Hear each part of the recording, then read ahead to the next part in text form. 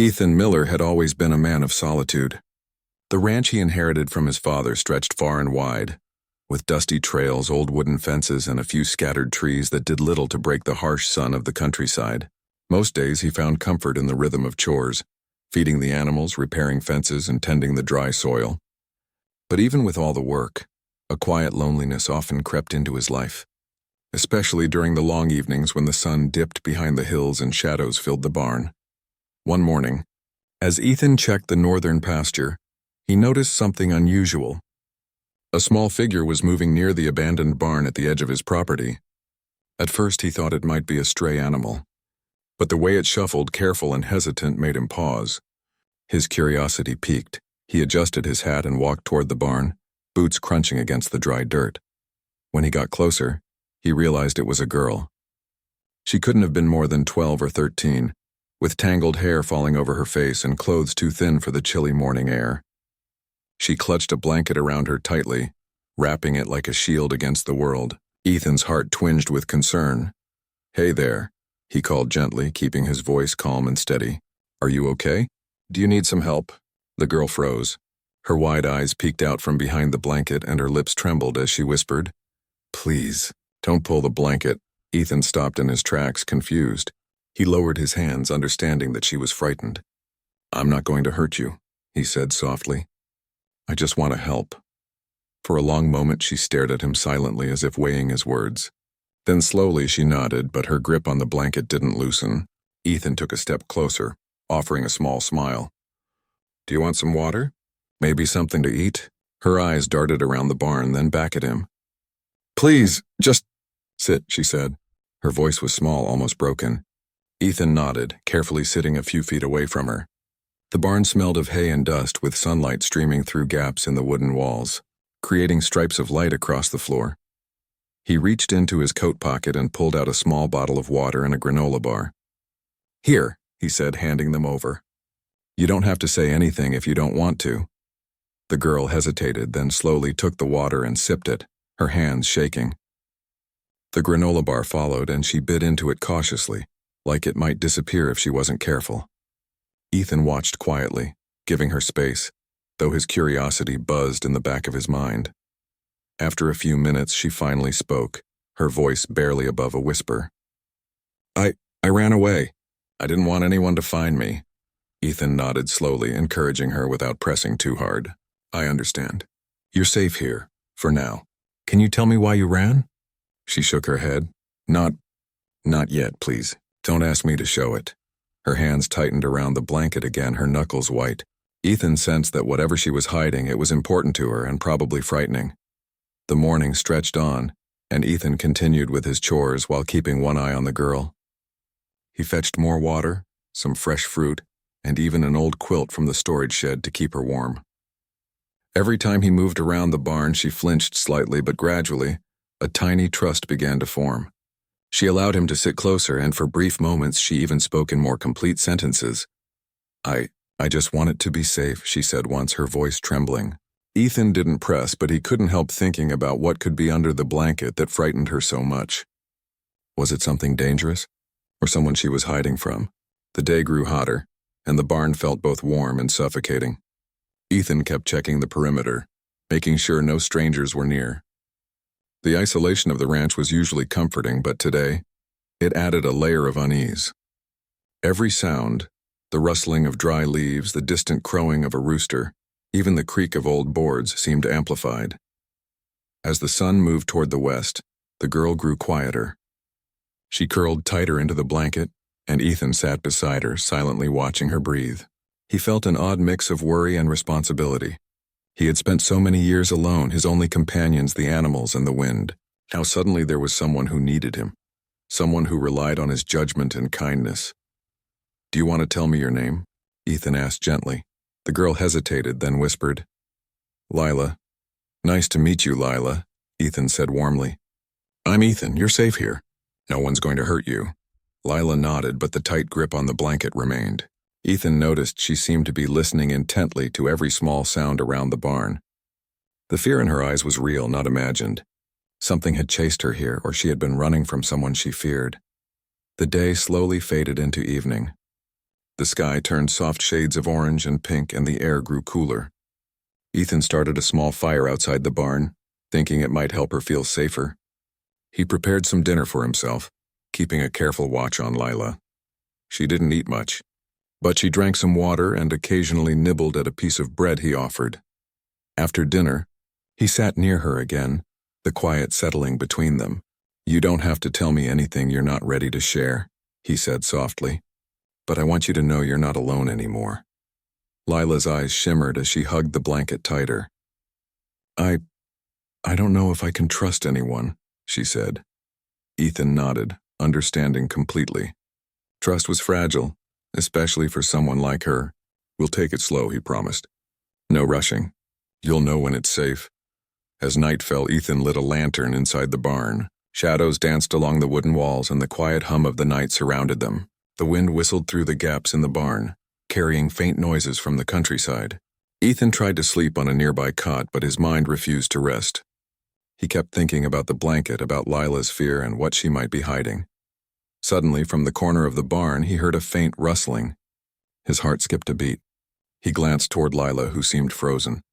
Ethan froze too, listening carefully.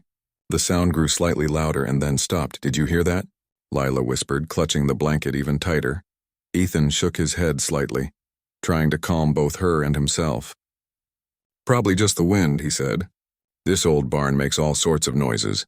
But deep down he wasn't entirely sure. Something about the way she held the blanket, the way her eyes darted around, told him there was more to this than just the wind. Hours passed, and the ranch grew quiet again. Ethan lay on the cot, pretending to sleep, but his attention never left the barn. At some point he thought he heard a faint whisper, so soft it could have been imagined, yet it seemed to come from the blanket itself. His curiosity battled with his caution. Should he look? Should he respect her plea? He stayed still, listening. The whispering stopped and morning felt far away. But Ethan knew one thing. Whatever secret Lila was hiding beneath that blanket, it was going to change both their lives. And he had no choice but to wait patiently, to earn her trust and to face whatever heart-stopping secret lay hidden in the quiet darkness of the barn. The sun rose slowly over the ranch, casting golden light across the dry earth and the old wooden fences. Ethan stirred on the cot, feeling the weight of the night's unease. Lila was still huddled in the barn, clutching the blanket, as if it were the only thing keeping her safe. Ethan knew he couldn't force her to reveal her secret, but he also understood that the truth was about to come out, one way or another. He stepped quietly toward her, careful not to startle her. "Good morning, Lila," he said softly. "Sleep well?" She shook her head slightly but didn't speak. Her eyes avoided his, fixed instead on the blanket. Ethan sat down beside her and waited. Silence stretched between them, filled with the morning sounds of birds calling and leaves rustling in the wind. Finally, after what felt like hours, she spoke. I think it's time," she whispered, her voice trembling. Ethan's heart raced. He nodded, encouraging her without pushing. Slowly, she lifted the blanket. Ethan held his breath, unsure what he would see. Beneath it was not what he had imagined. A small, frightened dog, its fur matted and eyes wide with fear, huddled into a tiny ball. Lila's hands shook as she stroked it gently. "This is Max," she said softly. He was all alone. I found him near the creek, hurt and scared. I didn't know where to take him." Ethan exhaled, relief washing over him. The danger he had imagined wasn't real, at least not in the way he feared. But he understood why Lila had been so protective. She had been alone with Max for days, unsure if anyone could be trusted. "He's lucky you found him," Ethan said kindly. "We'll take care of him together." Lila's eyes filled with tears, but they were tears of relief, not fear. She hugged Max tightly, whispering soft words to calm him. Ethan watched quietly, a smile tugging at his lips. For the first time in a long while, the barn felt warm, safe, and full of life. Over the next few hours, Ethan cleaned Max's wounds and gave him food and water. Lila helped carefully, her hands shaking at first but growing steadier as she saw Ethan's gentle approach. They worked together, their silence comfortable, broken only by the occasional soft whimper from Max. As the day went on, Ethan and Lila ventured outside. The morning sun was warm, and the ranch seemed less lonely with her presence. Ethan showed her around, the fields, the fences, and the small orchard he tended.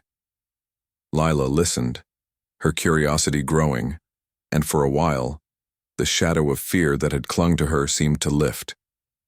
But just as Ethan began to relax, he noticed something unusual near the edge of the property. Footprints, human footprints, fresh in the dirt, leading from the road toward the barn. His heart tightened. He hadn't expected visitors, and the footprints were too deliberate to be random passers-by. "Someone's been here," he said quietly, keeping his voice low so Lila wouldn't panic. Lila's eyes widened. They might be looking for Max," she whispered. "I don't know who they are, but they can't find him." Ethan nodded. He understood immediately. Max wasn't just a stray dog. Someone must have been searching for him, and perhaps they had intentions that were not kind. His mind raced as he considered the possibilities. Whoever they were, he had to protect both Lila and Max. The day passed cautiously. Ethan reinforced the barn door, checked the perimeter, and made sure the animals were safe. Lila stayed close to him, her hands never far from Max. He could see the trust growing between them, fragile but real. As evening approached, the sound of approaching footsteps carried on the wind. Ethan's muscles tensed. He motioned for Lila to stay inside the barn while he went to meet the visitors. A pair of men appeared at the edge of the property, their expressions unreadable. "Good evening," Ethan said firmly. "Can I help you?" One of the men stepped forward. "We're looking for a dog. Small, brown, with a white patch on his paw. Have you seen him?" Ethan's jaw tightened. "He's safe here," he said calmly. "No one's taking him without permission." The men exchanged glances. "We just want the dog," one said, trying to sound reasonable. "No trouble." Ethan stood his ground. "This is private property. You cannot just come and take what doesn't belong to you. If you try, I'll call the authorities." The men hesitated, sizing him up, but Ethan's firm stance and steady gaze made them reconsider. After a tense moment, they muttered something under their breath and retreated, leaving the ranch quiet once again. Lila peeked out from the barn, relief flooding her face. She hugged Max tightly, whispering softly to him. Ethan placed a hand on her shoulder. "See? You're safe here," he said. That night, the barn felt different. No longer tense or fearful. It was warm with the firelight and the quiet breathing of friends and animals alike. Ethan made a small bed for Max near Lila, and for the first time, she allowed herself to relax fully. In the days that followed, life on the ranch slowly returned to normal, but with a new rhythm. Lila helped with chores, learned the names of the animals, and even assisted Ethan with the fields. Max followed her everywhere, a small, joyful companion that had brought light into the lonely rancher's life. Ethan found himself talking more, laughing at her small mistakes and sharing stories about the land and the animals.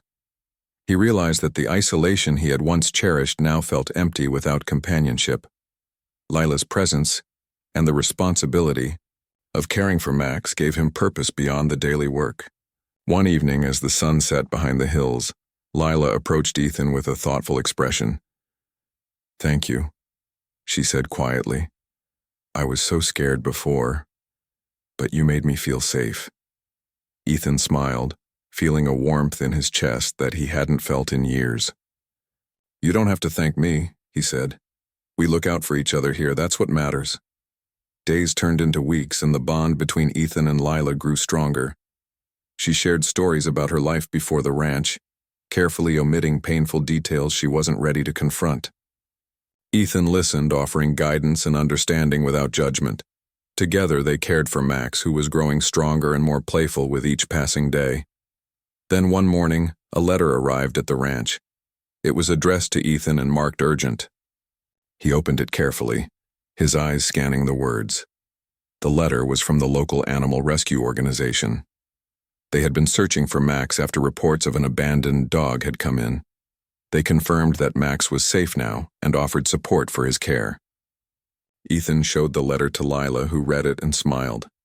"See," she said. "Everything is okay now." Ethan nodded, feeling a deep sense of relief. The secret that had caused so much fear and uncertainty was finally out in the open, and Max was safe.